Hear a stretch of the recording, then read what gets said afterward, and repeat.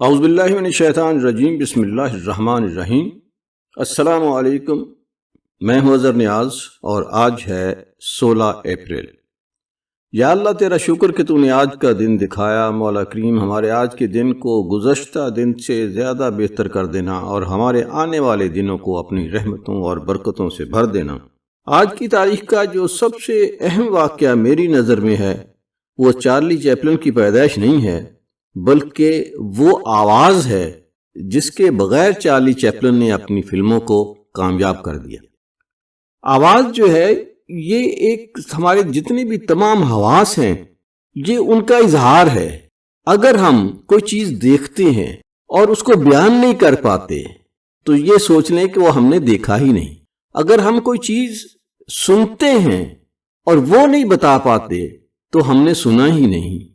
اگر ہم نے کوئی چیز ٹیسٹ کی ہے اور یہ نہیں بتا پا رہے کہ وہ میٹھی تھی، کڑوی تھی، کھٹی تھی، کیا تھی، جو حس ہے وہ ہے ہی نہیں، ٹیسٹ کی حس ہی نہیں ہے ہمارے پاس۔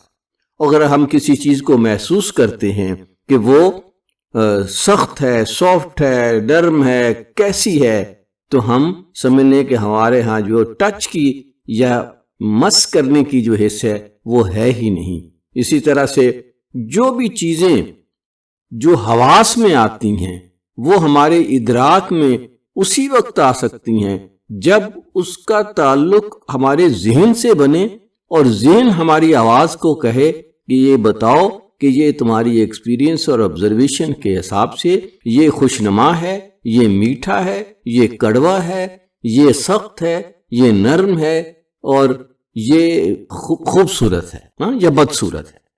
تو آواز جو ہے جب تک بتاتی نہیں ہمارے حواس کو، یوں سمجھ لیں کہ ہم ان کے لیے نابینا ہیں یا بہرے ہیں یا سینس لیس ہیں، کچھ بھی نہیں۔ ہم اس آواز کے بغیر ہمارا وجود جو ہے، ہمارے ہونا یا نہ ہونا، وہ ایک قسم کا برابر ہو جاتا ہے۔ تو آج اسی دن کی اہمیت پر زور دیا جائے گا، آج تاریخ کے آئینے میں۔ اگر ہم تاریخ کے پنوں کو پلٹے نا تو 16 اپریل کا دن کافی دلچسپ ہے۔ مطلب 1972 میں اپولو 16 کی پرواز بھی اسی دن ہوئی تھی۔ اور میرا خیال ہے چارلی چیپلن کی پیدائش بھی اسی دن کی ہے، صحیح؟ ہاں بالکل۔ اور 1919 میں جلیانوالہ باغ کے سانحے کے بعد والی مشہور ہڑتال بھی اسی تاریخ کو ہوئی تھی۔ لیکن آج کے اس تفصیلی جائزے میں ہم کسی تاریخی جنگ یا خلا کی بات نہیں کرنے والے۔ تو پھر آج کا ہمارا موضوع کیا ہے؟ آج دراصل ورلڈ وائس ڈے ہے، یعنی آواز کا عالمی دن۔ اور آج ہمارے پاس جو مواد ہے اس میں میڈیکل جرنلز کی تازہ ترین تحقیقات ہیں، تاریخی دستاویزات ہیں اور آسٹریلیا سے لے کر امریکہ تک ہونے والی تقریبات کی رپورٹس ہیں۔ واہ، تو یہ کافی تفصیلی مواد ہیں ہمارے پاس۔ بالکل، اور ہمارے آج کے اس جائزے کا مشن بھی یہی ہے کہ ہم یہ سمجھیں کہ انسان کی آواز محض ہوا کے دباؤ کا نتیجہ نہیں ہے، بلکہ یہ ایک انتہائی پیچیدہ حیاتیاتی اور تکنیکی معجزہ ہے۔ یہ واقعی ایک ایسا موضوع ہے جس کی گہرائی کا عام طور پر اندازہ نہیں لگایا جاتا۔ مطلب انسان کی روزمرہ زندگی میں آواز کا استعمال اتنا زیادہ ہے کہ ہم اسے پانی یا ہوا کی طرح ایک مفت نعمت سمجھ لیتے ہیں۔ بالکل صحیح کہا آپ نے۔ صبح جاگنے سے لے کر رات سونے تک یہ مشین بس چلتی رہتی ہے۔ میں تو خود کبھی یہ نہیں سوچتی کہ اس کے پیچھے کتنے ہزاروں پٹھوں کا نظام کام کر رہا ہے۔ یہی تو بات ہے نا۔ بدقسمتی سے ہمیں اس انمول صلاحیت کا احساس تب ہوتا ہے جب ہم بولنے کی کوشش کریں اور گلے سے آواز کے بجائے صرف درد اور کھڑکھڑاہٹ نکلے۔ جب تک ہماری صوتی شناخت ہم سے چھن نہ جائے ہم اس معجزے پر غور ہی نہیں کرتے۔ چلیں اس کو تھوڑا تفصیل سے سمجھتے ہیں۔ اگر ہم اس کے بالکل بنیادی اور سائنسی پہلو پر غور کریں تو یہ واقعی ایک معمہ سا لگتا ہے۔ مطلب ہم صرف پھیپھڑوں سے ہوا کو باہر نکالتے ہیں تو اچانک یہ الفاظ، یہ گیت، یہ سب کیسے بن جاتا ہے؟ یہ سائنس کام کیسے کرتی ہے؟ تو یہ سوال دراصل صدیوں سے ماہرین طبیعت کو الجھاتا رہا ہے۔ اگر ہم تاریخ میں جائیں تو 1727 میں مشہور ریاضی دان لیونہارڈ آئلر نے آواز کی پیدائش کو سمجھانے کے لیے ایک تھیوری پیش کی تھی۔ اسے ٹمبرون تھیوری کہا جاتا ہے۔ ایک منٹ، لیونہارڈ آئلر، وہ تو ریاضی کا ماہر تھا نا جس نے 18ویں صدی میں مساواتیں بنائی تھیں۔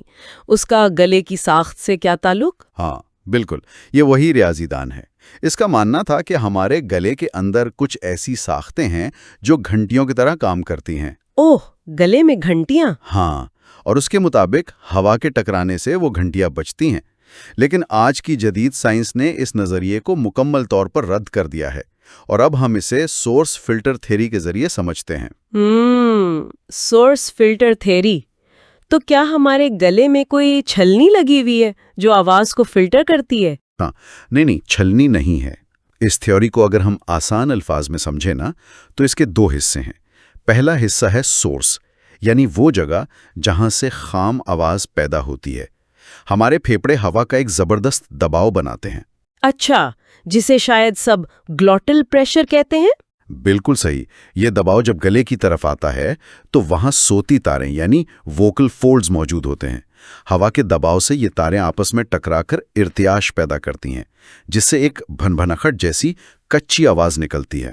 صحیح، تو یہ پہلا حصہ ہو گیا۔ ہاں، پھر آتا ہے دوسرا حصہ جسے فلٹر کہتے ہیں۔ ہمارا گلا، منہ، زبان اور ناک کا اندرونی حصہ اس کچی آواز کو فلٹر کر کے اسے مخصوص الفاظ اور حروف میں تراشتا ہے۔ واہ، یہ تو بہت دلچسپ ہے۔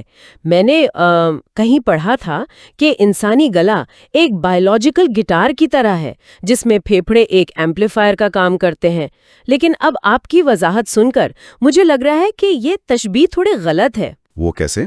مطلب اگر ہم اسے صحیح طرح سمجھیں تو پھیپھڑے ایمپلیفائر نہیں ہے، بلکہ وہ گٹار بجانے والے کا ہاتھ ہے جو تاروں کو چھیڑتا ہے۔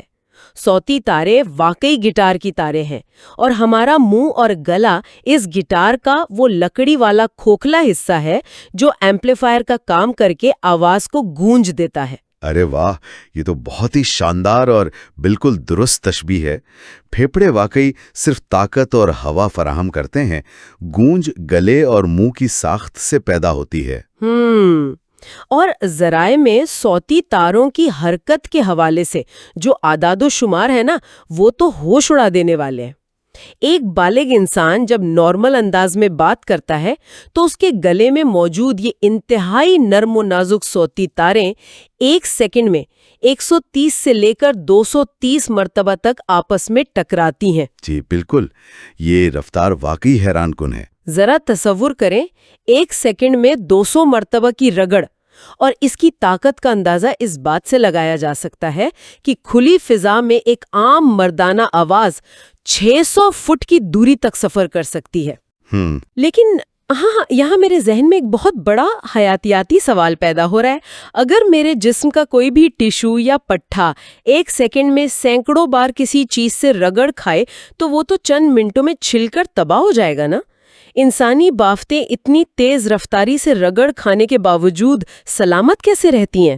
یہاں جو بات سب سے زیادہ حیران کن ہے وہ یہ ہے کہ قدرت نے ہماری صوتی تاروں کے لیے ایک کمال کا شاک ایبزاربر نظام بنا رکھا ہے۔ یہ صوتی تاریں ہمارے بازو یا ٹانگوں کے عام پٹھوں جیسی بالکل نہیں ہوتی۔ اچھا، تو ان میں کیا خاص بات ہے؟ ان کے اوپر ایک انتہائی خاص اور نازک لعاب دار جھلی موجود ہوتی ہے جسے میوکس میمبرین کہتے ہیں، اور اس کے اندر ایک خاص قسم کے مائع کی تہہ ہوتی ہے۔ جب یہ تاریں ایک سیکنڈ میں سینکڑوں بار آپس میں ٹکراتی ہیں تو دراصل وہ پٹھے نہیں ٹکرا رہے ہوتے۔ اوہ، یعنی وہ آپس میں براہ راست رگڑ نہیں کھاتے؟ بالکل، یہ جھلی اور مائع اس رگڑ کی شدت کو مکمل طور پر جذب کر لیتا ہے۔ یہ بالکل ایسے ہے جیسے دو سخت دھاتوں کے درمیان ایک نرم فوم کا کشن رکھ دیا جائے۔ اس قدرتی نمی کی وجہ سے پٹھے کٹنے یا چھلنے سے محفوظ رہتے ہیں۔ واہ، کیا کمال کا نظام ہے۔ لیکن اگر اس کشن کے باوجود ان پر حد سے زیادہ دباؤ ڈالا جائے تو یقیناً نقصان ہوتا ہوگا، اور مجھے اس بات پر وہ لوگ یاد آ رہے ہیں جن کا روزگار ہی ان کی آواز ہے۔ ذرائع میں ایک اصطلاح استعمال ہوئی ہے، ووکل ایتھلیٹس، یعنی صوتی ایتھلیٹس۔ جی، جس میں اساتذہ، وکیل، نیوز کاسٹرز اور سیلز پرسنز وغیرہ شامل ہیں۔ ہاں، لیکن سچ پوچھیں تو ایک استاد یا خبرنامہ پڑھنے والے کو کسی اولمپک ایتھلیٹ کے ساتھ ملانا تھوڑا مبالغہ نہیں لگتا؟ مطلب ایک دوڑنے والے کے پٹھوں کی تھکن کا موازنہ گلے کی تھکن سے کیسے کیا جا سکتا ہے؟ بظاہر تو یہ مبالغہ لگتا ہے، لیکن طبی لحاظ سے یہ بالکل درست موازنہ ہے۔ تحقیق کے مطابق دنیا کی 30% ورک فورس کا روزگار براہ راست ان کی آواز سے جڑا ہے۔ جس طرح ایک رنر کے پیروں کے پٹھوں میں مسلسل دوڑنے سے مائکرو ٹیئرز یعنی باریک ٹوٹ پھوٹ ہوتی ہے، اور انہیں ریکوری کا وقت چاہیے ہوتا ہے۔ بالکل ویسے ہی ان پیشہ ور افراد کی صوتی تاریں دن میں لاکھوں بار ٹکراتی ہیں۔ ان کے گلے کے پٹھوں میں وہی لیکٹک ایسڈ اور وہی تھکاوٹ پیدا ہوتی ہے جو ایک ایتھلیٹ کے پٹھوں میں ہوتی ہے۔ اگر یہ ایتھلیٹک سطح کی حفاظت نہ کریں تو ان کی آواز مستقل طور پر خراب ہو سکتی ہے۔ اور جب یہ صوتی تاریں جواب دے جاتی ہے نا، تو اس کے جو معاشی اثرات سامنے آتے ہیں وہ عقل دنگ کر دینے والے ہیں۔ آواز اور ابلاغ کی خرابیوں یعنی کمیونیکیشن ڈس آرڈرز کی وجہ سے صرف اور صرف امریکی معاشیت کو ہر سال 154 سے 186 بلین ڈالر کا نقصان برداشت کرنا پڑتا ہے۔ یہ کوئی چھوٹی رقم نہیں ہے۔ بالکل نہیں، یہ امریکہ کے کل GNP کا تقریباً 2.5 سے 3% بنتی ہے، اور صرف امریکہ میں سالانہ تقریباً 3 کروڑ افراد آواز کے ان مسائل کا شکار ہوتے ہیں، جس کی وجہ سے وہ چھٹیاں لینے پر مجبور ہو جاتے ہیں یا ان کی کارکردگی گر جاتی ہے۔ بالکل، معاشی نقصان تو اس مسئلے کا صرف ایک پہلو ہے، لیکن جو چیز زیادہ توجہ طلب ہے وہ یہ کہ لوگ خود اپنی آواز کے ساتھ کیا سلوک کر رہے ہیں۔ ہاں، یہاں بات واقعی بہت دلچسپ ہو جاتی ہے، کیونکہ عام زندگی کے کچھ ایسے رویے ہیں جو ہم لا علمی میں اپناتے ہیں اور وہ آواز کے لیے تباہ کن ثابت ہوتے ہیں۔ جیسے میں نے خود دیکھا ہے کہ گلا خراب ہونے پر لوگ فوراً سرگوشی کرنا شروع کر دیتے ہیں۔ ہاں، یہ بہت عام غلط فہمی ہے۔ تو آپ طبی نقطۂ نظر سے ذرا بتائیں کہ جب گلا خراب ہوتا ہے تو سرگوشی کرنا یعنی خسر پھسر کرنا فائدہ مند ہونے کے بجائے نقصان دہ کیوں ہوتا ہے؟ اس کی بنیادی وجہ گلے کے پٹھوں کا میکانزم ہے۔ جب آپ نارمل بات کرتے ہیں تو صوتی تاریں ایک قدرتی اور ہموار انداز میں وائبریٹ کرتی ہیں، لیکن جب آپ سرگوشی کرتے ہیں تو آپ دراصل اپنے گلے کے پٹھوں کو انتہائی سختی سے کھینچتے ہیں، تاکہ صوتی تاریں پوری طرح نہ مل سکیں۔ بالکل، تاکہ صرف ہوا کی رگڑ سے آواز نکلے۔ یہ غیر فطری کھنچاؤ زخمی یا سوجے ہوئے پٹھوں پر عام بولنے سے کئی زیادہ دباؤ اور تناؤ ڈالتا ہے، جس سے ریکوری کا عمل اور بھی طویل ہو جاتا ہے۔ اوہ، مطلب ہم انجانے میں مزید نقصان کر رہے ہوتے ہیں۔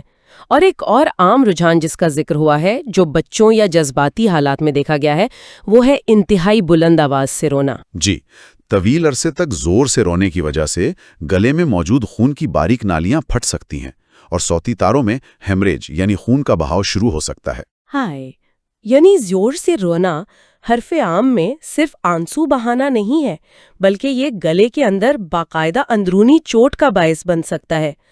لیکن جب کسی انسان کی آواز اس طرح کے نقصانات کی وجہ سے مستقل خراب ہو جائے، جسے ذرائع میں ڈسفونیا کا نام دیا گیا ہے، تو اس کا محض طبی اثر تو نہیں ہوتا نا؟ بالکل نہیں، اس کا ایک بہت گہرا نفسیاتی اثر بھی ہوتا ہے، اور یہ سب سے تکلیف دہ پہلو ہے۔ ڈسفونیا کا شکار انسان خود کو معاشرے سے کٹا ہوا محسوس کرتا ہے۔ ذرا سوچیں، انسانی آواز صرف معلومات کے تبادلے کا نام تو نہیں ہے۔ ہاں، ہم اپنے لہجے کے اتار چڑھاؤ سے غصہ، محبت، دکھ اور خوشی کا اظہار کرتے ہیں۔ صحیح کہا، جب ایک انسان کی آواز بیٹھ جاتی ہے تو وہ فون پر کسی دوست سے دل کی بات نہیں کر سکتا، وہ کسی محفل میں ہنس کر لطیفہ نہیں سنا سکتا۔ اس کمیونیکیشن بیریئر کی وجہ سے وہ شخص محفلوں سے کترانے لگتا ہے اور لوگوں سے ملنا کم کر دیتا ہے، اور بالآخر شدید ڈپریشن اور تنہائی کا شکار ہو جاتا ہے۔ اس کی پوری شناخت ہی محدود ہونے لگتی ہے۔ یہ تنہائی اور ڈپریشن کا پہلو واقعی دل دہلا دینے والا ہے۔ تو جب اس چھوٹی سی حیاتیاتی مشین کو کھونے کے معاشی اور نفسیاتی اثرات اس قدر ہولناک ہیں تو سوال یہ پیدا ہوتا ہے کہ ہم اس کی حفاظت کیسے کریں؟ اور اسی ضرورت کو مد نظر رکھتے ہوئے 2026 کے ورلڈ وائس ڈے کا عالمی تھیم بھی یہی مقرر کیا گیا ہے کہ کیئرنگ فار آور وائسز یعنی اپنی آواز کی دیکھ بھال کریں۔ تو اس دیکھ بھال کی شروعات دراصل ان خطرات کو سمجھنے سے ہوتی ہے جو سب سے زیادہ تباہ کن ہے، جن میں تمباکو نوشی سر فہرست ہے۔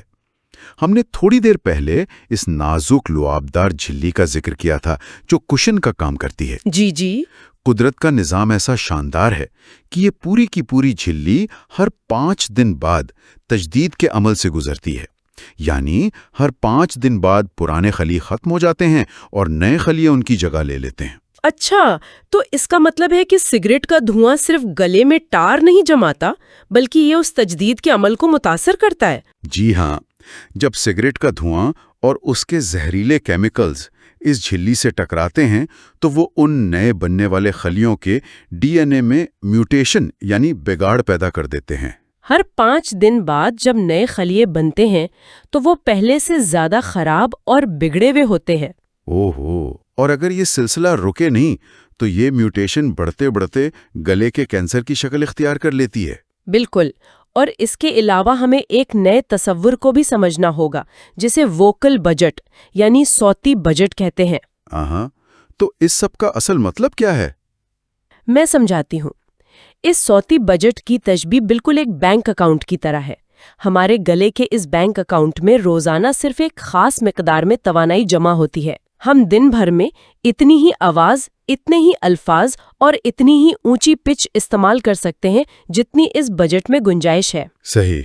اگر آپ کسی شور والی جگہ پر چیخ کر بات کرتے ہیں یا بغیر آرام کیے گھنٹوں بولتے ہیں تو آپ دراصل اپنے اکاؤنٹ کی حد سے تجاوز کر رہے ہیں، اور جس دن آپ کا یہ صوتی اکاؤنٹ خالی ہو گیا آپ کا گلا دیوالیہ ہو جائے گا۔ اور اس دیوالیے سے بچنے کے لیے کچھ انتہائی سادہ لیکن سائنسی طور پر ثابت شدہ تدابیر موجود ہیں۔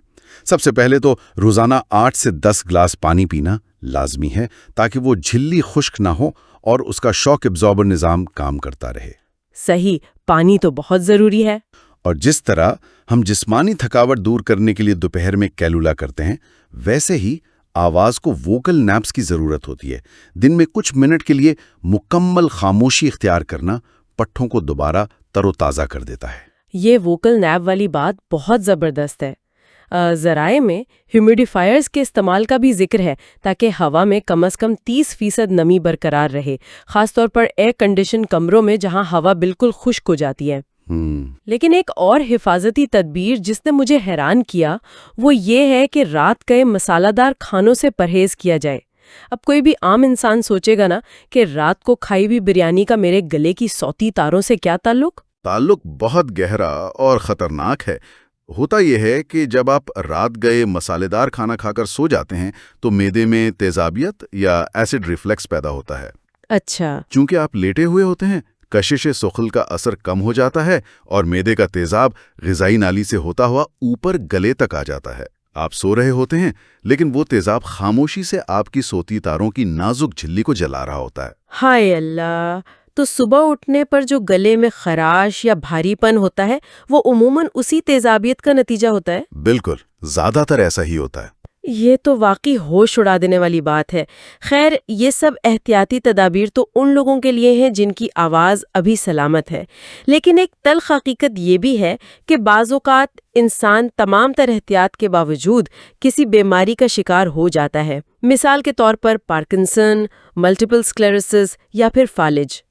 کیا ان حالات میں جب آواز مکمل طور پر ختم ہونے کا خطرہ ہو، جدید سائنس اور ٹیکنالوجی کے پاس کوئی امید کی کرن ہے؟ گزر رہے ہیں نا، اس میں آرٹیفیشل انٹیلیجنس اور میڈیکل ٹیکنالوجی نے ناممکن کو ممکن کر دیا ہے۔ سب سے بڑی پیش رفت ووکل بائیو مارکرز کے میدان میں ہوئی ہے۔ ووکل بائیو مارکرز، یہ اے آئی انسان کی بیماری کو آواز کے ذریعے کیسے سن لیتی ہے؟ ہوتا یہ ہے کہ یہاں پارکنسنز جیسی بیماری میں انسان کے ہاتھ کانپنے سے کئی سال پہلے اس کے گلے کے پٹھوں میں انتہائی مائکرو لیول پر کپ کپاہٹ یا لرزش شروع ہو جاتی ہے۔ جو شاید ہم محسوس بھی نہیں کر پاتے۔ بالکل، انسانی کان یا عام ڈاکٹر اس لرزش کو نہیں سن سکتا، لیکن جدید اے آئی ٹیکنالوجی آواز کے ارتعاش میں ہونے والی ان باریک ترین تبدیلیوں کو پکڑ لیتی ہے۔ واہ! آج کے دور میں محض فون پر بات کرنے سے یا آواز کے چند سیکنڈ کے نمونے سے اے آئی یہ بتا سکتی ہے کہ اس شخص کو مستقبل میں پارکنسن، ملٹیپل اسکلیروسس یا سانس کی بیماریاں اور حتیٰ کہ بچوں میں آٹزم جیسی پیچیدگیاں ہو سکتی ہیں۔ یہ واقعی حیران کن ہے۔ ہم بیماری کو ظاہر ہونے سے پہلے ہی اس کی آہٹ آواز کے ذریعے سن رہے ہیں۔ اور اگر ٹیکنالوجی کی بات ہو رہی ہو تو ذرائع میں کیمبرج یونیورسٹی کی ایک ایجاد کا ذکر ہے جسے پڑھ کر مجھے تو کسی سائنس فکشن فلم کا گمان ہوا۔ اس ایجاد کا نام ہے ری وائس۔ جی، یہ ایک بہت انقلابی ایجاد ہے۔ بالکل، یہ فالج کے ان مریضوں کے لیے بنائی گئی ہے جو اپنی آواز مکمل طور پر کھو چکے ہیں۔ یہ ایک انتہائی لچک دار اور نرم سا چوکر ہے جو مریض کے گلے پر پہنایا جاتا ہے۔ جب انسان فالج کی وجہ سے بول نہیں پاتا تو وہ صرف اپنے ہونٹوں کو خاموشی سے ہلاتا ہے جیسے وہ کچھ بولنے کی کوشش کر رہا ہو۔ یہ ڈیوائس گلے کے پٹھوں کی اس خاموش حرکت کو اور یہاں تک کہ دل کی دھڑکن کے ردم کو بھی محسوس کرتی ہے، اور پھر اے آئی اس خاموش ڈیٹا کو پروسیس کر کے اسے باقاعدہ مکمل جملوں میں تبدیل کر دیتی ہے۔ یہ ٹیکنالوجی واقعی کمال ہے۔ اور سب سے بڑی بات، اس ڈیوائس کا ورڈ ایرر ریٹ یعنی غلطی کا امکان صرف 4.2% ہے۔ مطلب یہ تو میرے سمارٹ فون کی وائس ٹائپنگ سے بھی زیادہ درست ہے۔ اگر ہم اسے وسیع تر تناظر میں دیکھیں تو یہ ٹیکنالوجی لوگوں کو وہ آواز واپس دے رہی ہے جو وہ کھو چکے تھے۔ اس کے علاوہ جو سمارٹ سپیکرز ہم گھروں میں گانے سننے کے لیے استعمال کرتے ہیں جیسے الیکسا یا گوگل ہوم، ہاں وہ اب پارکنسن کے مریضوں کی باقاعدہ سپیچ تھیراپی کر رہے ہیں۔ جب مریض کی آواز دھیمی یا غیر واضح ہونے لگتی ہے تو یہ ڈیوائسز خودکار طور پر انہیں ٹوکتی ہیں اور انہیں اونکا بولنے کی مشق کرواتی ہیں۔ کیا بات ہے! دوسری طرف سرجری کے میدان میں ایسی نئی آپٹیکل لیزر تاریں آ چکی ہیں جنہوں نے گلے کے آپریشن کا طریقہ ہی بدل دیا ہے۔ اب پیچیدہ سے پیچیدہ سرجری کے لیے مریض کو مکمل بے ہوش کرنے کی ضرورت نہیں پڑتی، بلکہ لوکل اینستھیزیا میں یہ کام بہت تیزی اور محفوظ طریقے سے ہو جاتا ہے۔ تو جب ہم سائنس، معاشیات اور ٹیکنالوجی کے اس شاندار سنگم کو دیکھتے ہیں تو یہ بات بالکل واضح ہو جاتی ہے کہ 16 اپریل کو محض کیلنڈر کا ایک دن سمجھ کر کیوں نہیں گزارا جا رہا۔ بالکل صحیح کہا آپ نے۔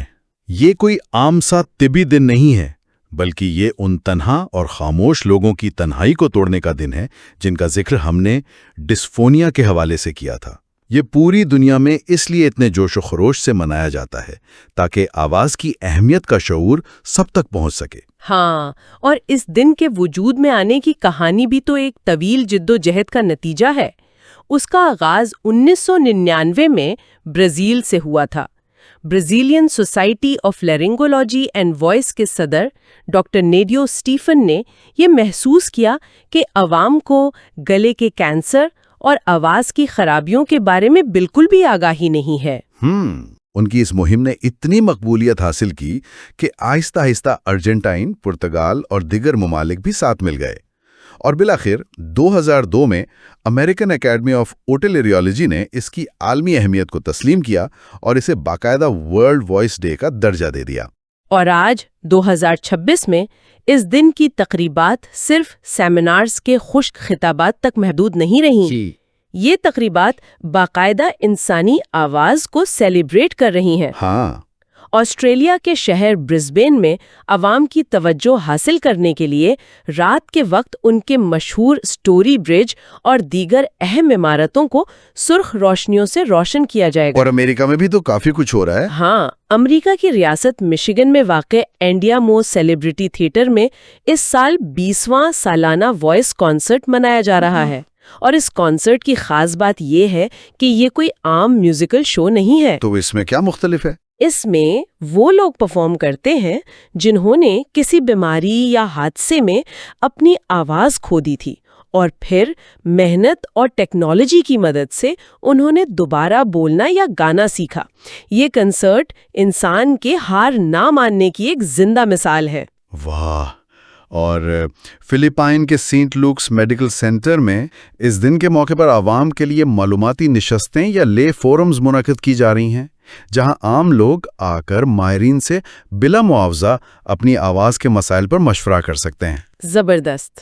اسی طرح ترکی کی انادولو یونیورسٹی میں طلباء اور پروفیشنلز کے لیے سیمینارز ہو رہے ہیں، اور روس میں گلوکار اور آواز کے موضوع پر طلباء کے فیسٹیولز منعقد کیے جا رہے ہیں۔ یہ تمام سرگرمیاں پوری دنیا کو ایک ہی دھاگے میں پرو رہی ہیں، اور ڈسفونیا کے شکار لوگوں کو یہ پیغام دے رہی ہیں کہ وہ اکیلے نہیں ہیں۔ تو آج کے اس تفصیلی جائزے کا خلاصہ اگر نکالا جائے تو ہم نے یہ جانا کہ ہمارے گلے میں ایک سیکنڈ میں سینکڑوں بار لرزنے والی یہ نرم و نازک صوتی تاریں صرف بات چیت کا ذریعہ نہیں ہے۔ بالکل۔ ان پر ہماری $186 بلین کی معیشت کا دار و مدار ہے۔ ان سے ہماری جذباتی اور سماجی صحت جڑی ہے، اور ان کی حفاظت کے لیے ہم سب کو اپنے صوتی بجٹ کا محتاط استعمال کرنا ہوگا۔ آواز کی اہمیت محض چند گلاس پانی پینے سے کہیں زیادہ گہری ہے۔ 100% درست۔ لیکن یہ سب جاننے اور سمجھنے کے بعد نا ذہن میں ایک انتہائی حیران کن اور کچھ حد تک پریشان کن خیال بھی آتا ہے۔ وہ کیا؟ آج کی گفتگو میں یہ بات سامنے آئی کہ ہر انسان کی آواز بالکل اس کے انگوٹھے کے نشان یا فنگر پرنٹ کی طرح منفرد ہوتی ہے، لیکن دوسری طرف ہم نے کیمبرج کی ریوائس جیسی ڈیوائس اور 2026 کے AI انقلاب پر بھی بات کی۔ جی، ایک ایسی ٹیکنالوجی جو ہمارے گلے کے پٹھوں کی ہلکی سی خاموش حرکت کو پڑھ کر اسے بالکل ہماری ہی منفرد آواز میں دنیا کو سنا سکتی ہے۔ تو یہ سوچنے کا مقام ہے کہ جب مشینیں ہماری خاموشی، ہمارے پٹھوں کی حرکت اور ہماری سوچ کو اتنی پرفیکشن کے ساتھ ہماری ہی آواز میں ڈھالنے لگیں گی تو کیا مستقبل میں ہماری یہ پیدائشی صوتی شناخت واقعی صرف ہماری اپنی رہے گی؟ یا پھر کسی موڑ پر آ کر جدید ٹیکنالوجی ہماری اس انفرادیت پر مکمل طور پر حاوی ہو جائے گی؟ یہ واقعی ایک ایسا گہرا سوال ہے جو ہمیں بایولوجی اور ٹیکنالوجی کے درمیان کھینچنے والی لکیر پر کھڑا کر دیتا ہے، جس پر ہمیں بحیثیت انسان سوچنا ہی ہوگا۔ بالکل ایسا محسوس ہوتا ہے کہ انسانی آواز کا یہ سفر محض پھیپھڑوں سے شروع ہو کر ہوا میں ختم نہیں ہوتا، بلکہ یہ اب ٹیکنالوجی کی لامحدود سرحدوں کو چھو رہا ہے۔ تو اس حیرت انگیز سفر کو سمجھنے کے لیے ہمارے ساتھ شامل رہنے کا بہت شکریہ۔ ملتے ہیں اگلے تفصیلی جائزے میں ایک نئے موضوع اور نئی دریافت کے ساتھ۔ تو یہ تھا جی آج تاریخ کے آئینے میں۔ اللہ تعالیٰ کا شکر ادا کرنا چاہیے جس نے ہمیں دیکھنے کے لیے آنکھیں دیں، جس نے سننے کے لیے کان دیے، سونگھنے کے لیے ناک دیا، ٹیسٹ کرنے کے لیے زبان دی، بولنے کے لیے ہمیں لفظ دیے، آواز دی، اور وہ خوبی دی جس سے آواز بنتی ہے۔ اس طرح سے ہمارے جو حواس ہیں، حواس خمسہ کہتے ہیں، اور وہ اللہ تعالیٰ کی بہت بڑی نعمت ہے جس کے بغیر ہم ہیں ہی نہیں، یوں سمجھ لیں کہ ہم ہیں ہی نہیں۔ ربنا آتنا فی الدنیا حسنۃ وفی الآخرۃ حسنۃ وقنا عذاب النار۔ زندگی رہی تو کل ملاقات ہوگی انشاءاللہ۔ اللہ تعالیٰ آپ کو آسانیاں عطا فرمائے اور آسانیاں تقسیم کرنے کی توفیق عطا فرمائے۔ اللہ حافظ۔